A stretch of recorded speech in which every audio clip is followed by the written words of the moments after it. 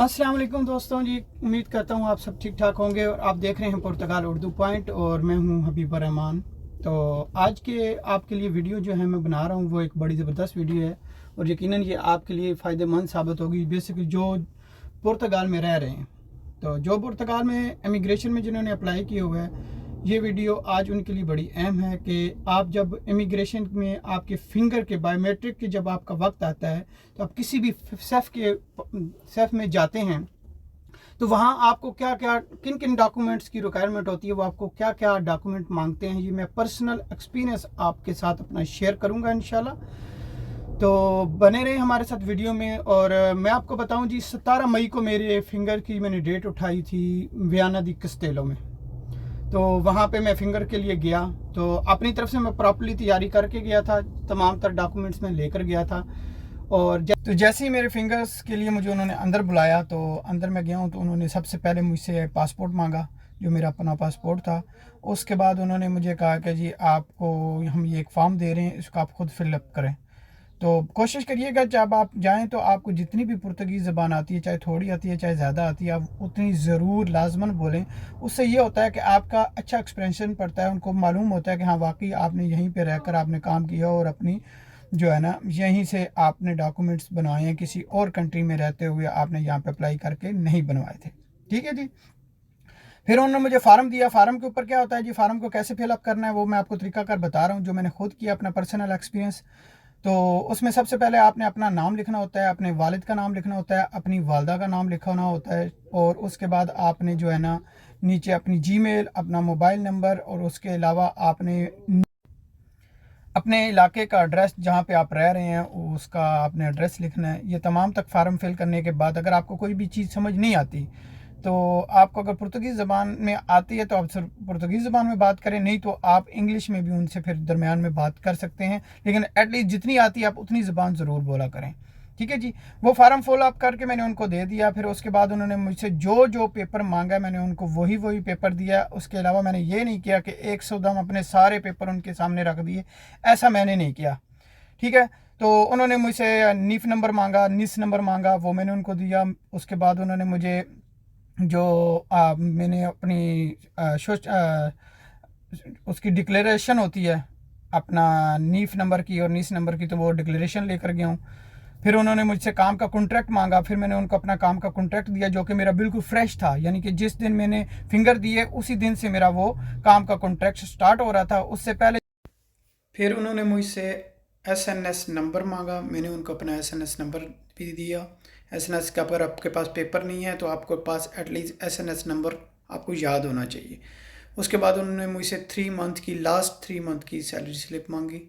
जो आखिरी 3 महीने की सैलरी स्लिप वो थी मेरी, जो पुरानी वही मैंने दी। तो न्यू जॉब की थी उसकी तो अभी सैलरी स्लिप नहीं थी जो, लेकिन मई तक की मेरे पास नहीं थी, मेरे पास थी मार्च तक की। लेकिन उन्होंने मुझसे जनवरी, फरवरी और मार्च की ली, 3 आखिरी सैलरी स्लिप में। उसके अलावा उन्होंने मुझे कहा कि जी ये तो आपका कॉन्ट्रैक्ट आज से शुरू हो रहा है। तो मैंने कहा जी बिल्कुल, मुझे एटलीस्ट 2 मंथ पहले मेरी जो है ना जॉब ख़त्म हो गई थी, तो ये मेरा न्यू जॉब है, तो मैंने इस जगह पे न्यू जॉब स्टार्ट की है।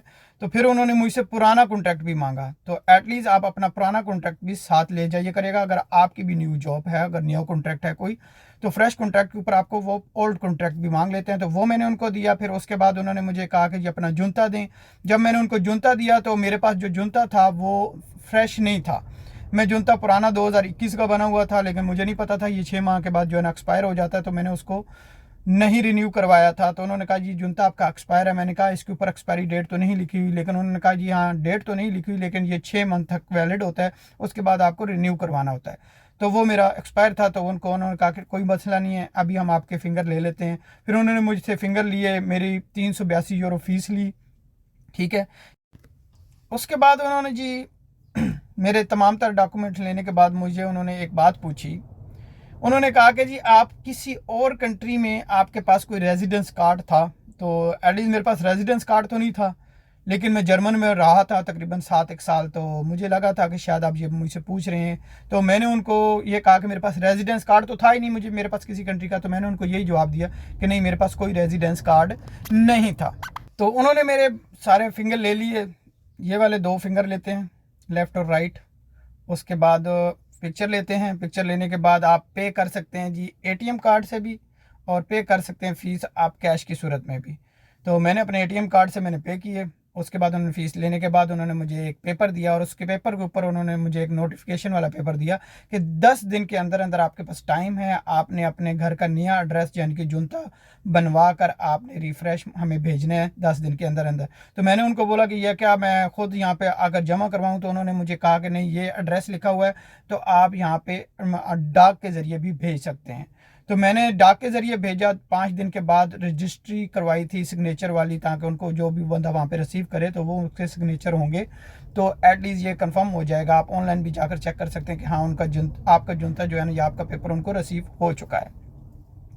तो ये मेरा पर्सनल एक्सपीरियंस था जी। 17 मई को ने आपकी फ़ीस जमा कर ली है, तो आपका जो है ना ये हमें जो जुनता है जो आपने हमें वो देना है।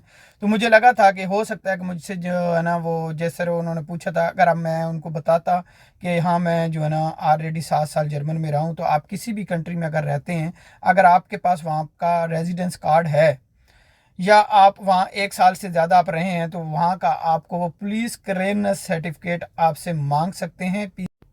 तो मुझे लगा था कि ये मुझसे जो है ना पुलिस करैक्टर सर्टिफिकेट मांगेंगे, लेकिन वो उन्होंने मुझसे नहीं मांगा। क्यों नहीं मांगा? क्योंकि मेरे पास रेजिडेंस कार्ड नहीं था। तो मैंने यही बोला कि मेरे पास रेजिडेंस किसी और कंट्री का नहीं है।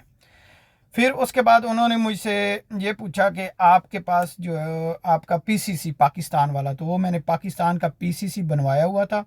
उसको पुर्तगाल एम्बेसी से अटेस्टेड करवाया था, पाकिस्तान में फ़ॉरेन ऑफिस से भी तस्दीक करवाया था, और उसको ट्रांसलेट करवा के पुर्तगीज़ ज़बान में साथ लेकर गया था। वो भी उन्होंने मांगा तो वो भी मैंने उनको दे दिया।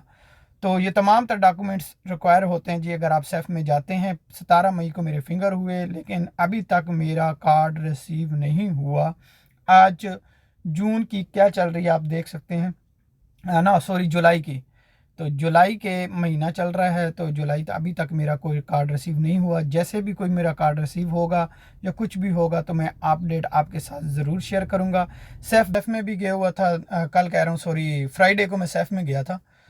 तो उनसे जाकर पता करने की कोशिश की कि मुझे मेरा कार्ड क्यों नहीं रिसीव हुआ, या कोई प्रॉब्लम तो नहीं है, कोई फालता तो नहीं है। तो लेकिन उन्होंने कहा नहीं, कोई प्रॉब्लम नहीं है, कोई फालता नहीं है, लेकिन आप मस्ट 90 डेज़ जो है ना आप वेट करें, अभी आपका प्रोसेस में है। तो ये है वयाना दी कस्टेलो सेफ का जो हाल। और दूसरी सेफ्स का बहुत सारी ऐसी सेफ हैं जिनका 10 दिन के बाद भी कार्ड आ जाता है, लेकिन मेरा नहीं आया। तो दुआओं में याद रखिएगा। कमेंट्स में मुझे अपनी राय का ज़रूर इंतज़ार रहेगा, आपकी जो अच्छे अच्छे कमेंट्स होते हैं, तो कमेंट्स में अपनी राय का इज़हार दीजिएगा। और किन किन के फिंगर्स हुए हैं वयाना दी कस्टेलो में, और अभी तक उनको कार्ड रिसीव नहीं हुआ, या हुआ है तो कितने दिन के बाद हुआ है, लाजमन कमेंट बॉक्स में बताइएगा। मिलेंगे नेक्स्ट वीडियो में, तब तक के लिए इजाज़त दीजिएगा। अल्लाह हाफिज़।